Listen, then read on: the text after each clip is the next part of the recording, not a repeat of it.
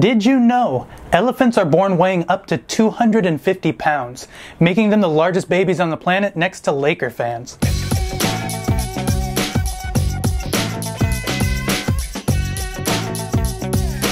What's up guys, welcome to Shareware, where we share the latest and greatest in technology, automotive, pop culture, and the world around us. Over the last decade, Nintendo has been like that ex-girlfriend you just really want to love, but just time and time again they continue to disappoint you.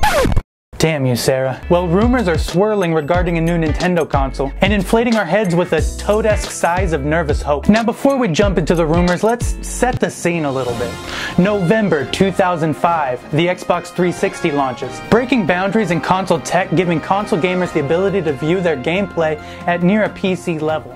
November 2006, the PS3 launches, giving the Xbox 360 finally a true competitor. Much like the Beamer to the Benz, both were expensive, both were awesome, and it kind of just depended on the type of person you were. And that brings us into December of 2006 when the Wii launches. A year after the Xbox 360 and a month after the PS3. Nintendo had 13 months to decide that the Wii was a good idea. 13 months to back out and put in a quality graphics card, maybe an HDMI port. 13 months. Develop a new controller. 13 months.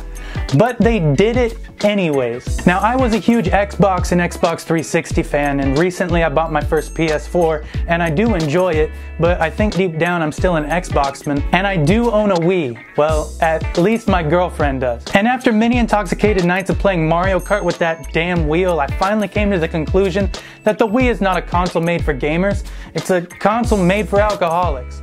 It was developed in the hopes that brand loyalty and a motion capture gimmick could at least buy them time in a market that Nintendo hasn't had a leg up in since they developed 3D games for the Nintendo 64. Now, in 2012, the Wii U was released, which does in fact have an HDMI port and can at least hold a candle to the graphics that the Xbox 360 has. But that was 7 years after the 360's release. 7 years late in the game, and Nintendo was finally caught up. Now, in my opinion, the Wii should have never happened. The Wii U should have been the console we got back when the 360 was launched. And now that we're onto the Xbox One and the PlayStation 4, we should be able to sit down with our families and play our new Nintendo Super Cube U. There should already be a new Nintendo system out there that's at least keeping up with what everyone else is making. Now that takes us to the present, which now takes us to the rumors. And that is that Nintendo is working with Android to develop a new Nintendo NX system. Now that's probably a new replacement for the DS, at least I think it is. NX, DS, the two letters kind of speak for themselves. But every article I've read, and myself included, we want it to be a replacement for the Wii U. If Nintendo could just find that way to appeal to more than just children, they might have a future chance in this market. Because my biggest issue with Nintendo right now is the fact that their games cost $50, and the Xbox One and the PlayStation 4 games also cost $50. So why would I want to buy a game for a console that has graphics that are 7 years old when I can buy it and play it on one of my new amazingnesses? Being as the 360 came out in 2005, the Wii U is 10 years old technology.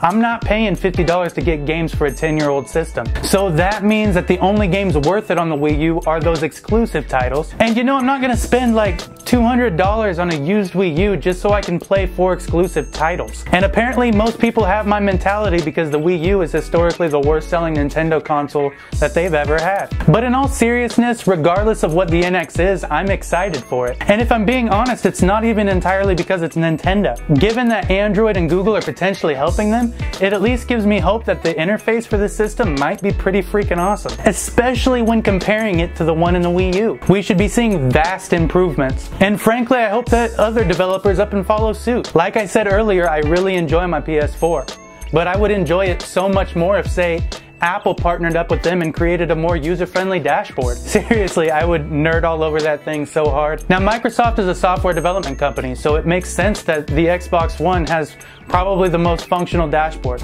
I think bringing in Android is a super smart move by Nintendo. I hope that Nintendo could potentially, like the new muscle cars, Nintendo can take us back to that old school nostalgia feeling by paying homage to their roots, but also updating enough to keep it relevant under the hood. Anyways guys, that is it for this one. Let me know down in the comments. Let's get a little conversation going.